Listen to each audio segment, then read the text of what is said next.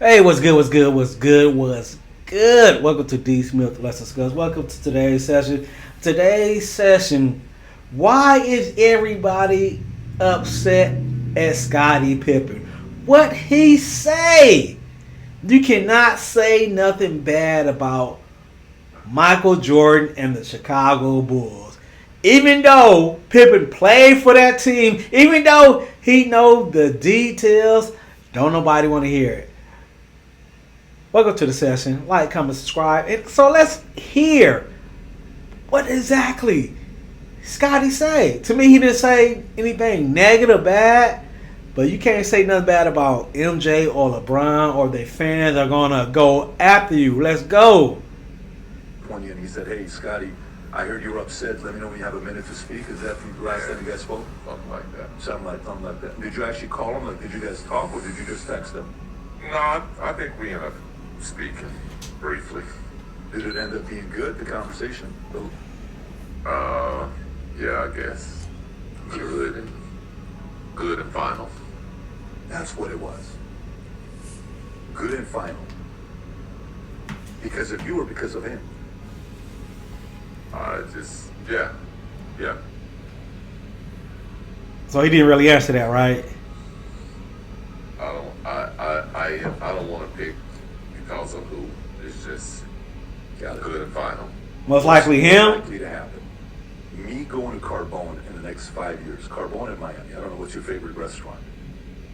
Let's say Flagler's and Palm Beach because it's closer to golf. Is it more likely of me seeing Michael and Barkley having dinner at Flagler's in Breakers, Palm Beach? Or is it more likely for me to see you and Michael having dinner in the next 5-10 years at Flagler's? I don't know what kind of dream you be having. But, What do you think, though? Which of those two is more likely to happen? There's a Vegas odds. Like, we're trying to bet some money here on this one. I don't know. That's a tough one. I don't spend that much time in Florida, so I would probably say maybe highly likely, maybe Charles. Over you. Yeah. Got it.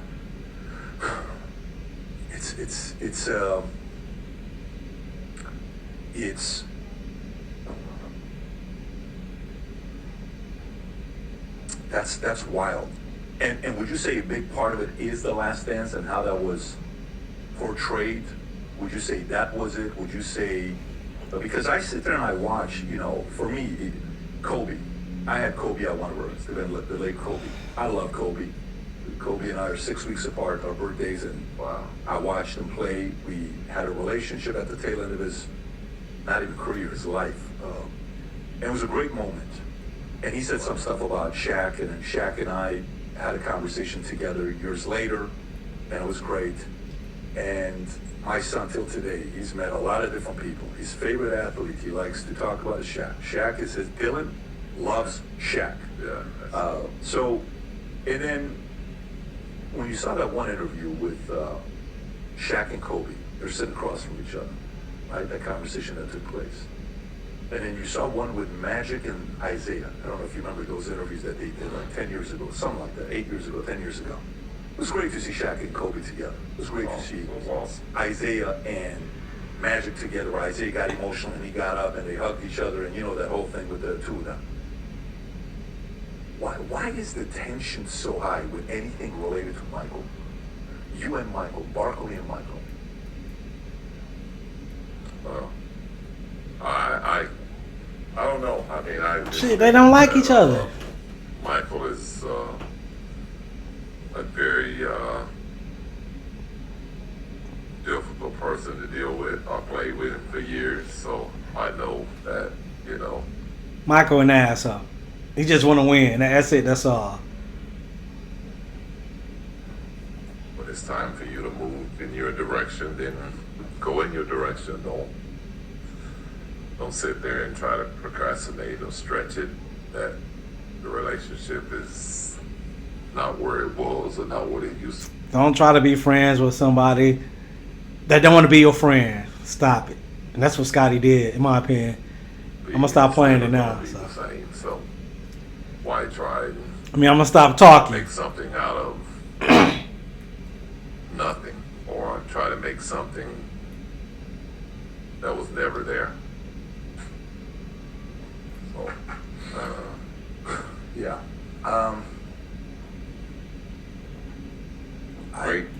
great teammate, but we just never were a great friend. Never, even when you guys played. No. So when you guys read the Dream Team, that one clip when Ahmad Rashad asks and says, you know which one I'm talking about, when Ahmad says, hey, Michael, question for you. 3 seconds left, fourth quarter. Who do you want to get the ball to go shoot whatever? And he says, me. You know which clip I'm talking about? He says, Ahmad Rashad says, Yeah. no, you? He says, yeah, what kind of a question is that? And then you guys are getting off the bus. He says, Scott, this is the one right here. I don't play the clip. Actually, you know what? You may be able to play the clip. Yeah, play the clip here. Do we have audio or no, Lux? I can't back up a little bit. Who will take the last shot? Me. That's not a question. Me. So, and then if you want to pause it, and this is, I think it's the right moment while you guys are getting off the bus and saying, where's Scottie? We got to go play golf. Where's Scottie? I think he's having that conversation. Did you guys golf a lot together or no? Never. You guys never golfed? No. So who was he talking about to go golf with him a lot? Wow, you guys never golfed together. No. So when you guys played together, how often was it for you guys to have dinner together? I mean, we may have like a pre-game meal or something like that, but it's always a big party of people. How many times did just you and Michael have dinner in Chicago? Chicago has a lot of great. Scottie, stop it. Scottie, stop it. You and Michael never had dinner together one-on-one? No.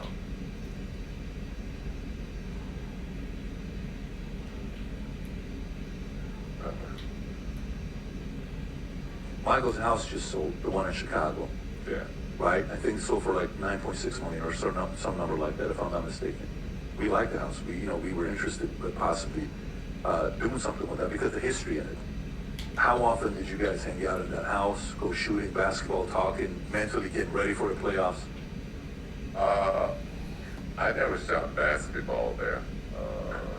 I actually would go over in the morning when Grover was training. We would train together. Scottie, can you get the mic a little bit? I'm sorry. Yeah. I was actually, I would train with Michael. I guess the last 3 championships that we won, we trained together at his house. But other than that, we didn't really put a lot of time in away from basketball. Most of our time was spent, whether we were working out or on the practice floor.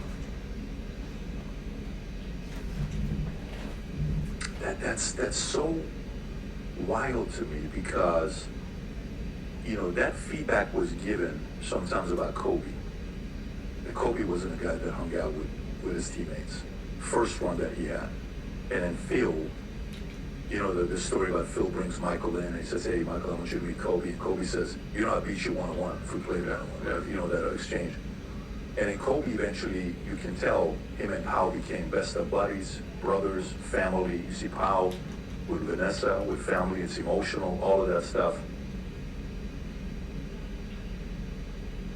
Wow, that's hard to believe, Scottie. Would you say he was such a? Oh man, that's because sometimes when a guy is such an alpha at the highest level, the idea sometimes to lead your guys is be close enough to influence, but far enough to not make them too comfortable with you. The Prince Machiavelli talks about that. A lot of leaders talk about that, and it doesn't make sense to the average. It's kind of like, what are you talking about? Is go build a relationship, go build a bond, etc., etc. Some guys go that route.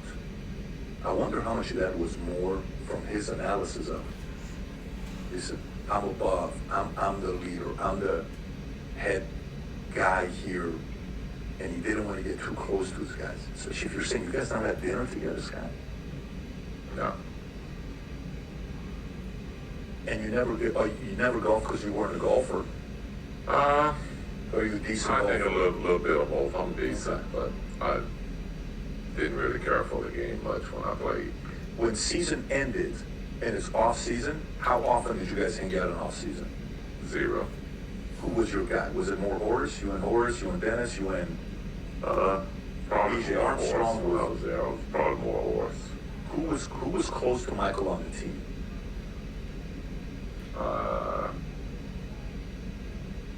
Him and BJ were close. I mean, when he came back to that one practice when BJ and him speaking and saying, "Hey, come and shoot a little bit,"